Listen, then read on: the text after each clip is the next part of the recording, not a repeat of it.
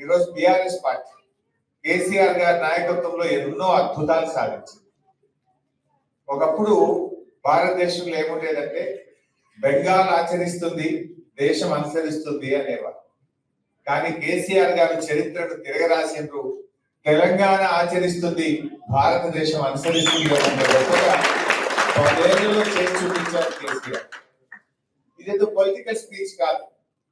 మీరు last 10 years లో చూస్తే, మీరు గూగుల్లో సెర్చ్ చేస్తే పర్ క్యాపిటల్ ఇన్కమ్ లో మన తెలంగాణ రాష్ట్రం దేశంలో అగ్రగామిగా ఉంటుంది.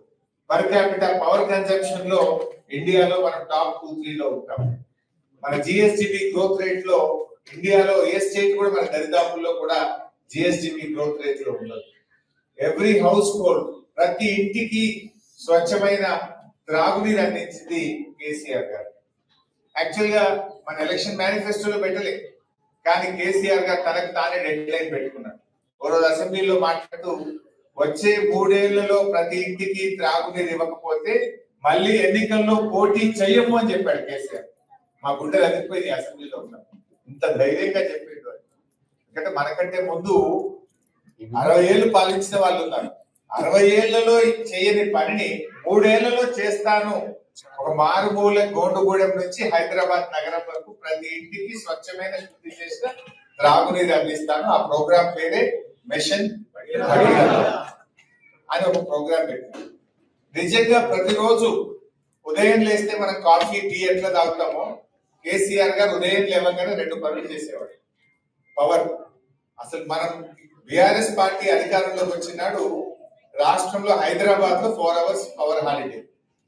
గ్రామీణ ప్రాంతాల్లో అయితే పొద్దున 6కి పోతే రాత్రి 6 దాకా కరెంట్ రాదు. కరీంనగర్, వరంగల్, ఖమ్మం, నల్గొండ, నిజామాబాద్ ఇట్లాంటి జిల్లా హెడ్ క్వార్టర్స్ అయితే daily 6 hours power cut. Industries కు 3 days పవర్ హాలిడే. ఆ సిచ్యువేషన్ లో రాష్ట్రం ఏర్పడింది. కానీ 1 year లో, ఎగ్జాక్ట్లీ ఇన్ ఇయర్, అది గ్రామీణ ప్రాంతమా, పట్టణ ప్రాంతమా, హైదరాబాద్ నగరమా, అది పరిశ్రమల, గృహ అవసరాల, వ్యవసాయమా, ఎవ్రీ కన్స్యూమర్ 24/7 క్వాలిటీ పవర్ ఒక్క సంవత్సరంలో ఇచ్చి చూపించాడు కేసీఆర్. 60 ఏళ్లలో దాని పని ఒక్క సంవత్సరంలో చేసి చూపించింది బిఆర్ఎస్ ప్రభుత్వం. అంటే అది కమిట్మెంట్, డెడికేషన్.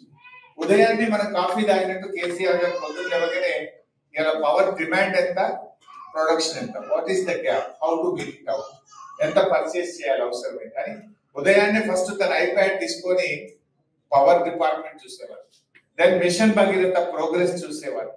ఇట్లా ఒక డెడికేషన్ తో పనిచేస్తారు. Not like a chief minister, ఈ work like a CEO of an organization. అంత డెడికేటెడ్ గా, ఫోకస్డ్ గా పనిచేయడం వల్ల ఆ రకమైన అద్భుతమైన ఫలితాలు వస్తాయి.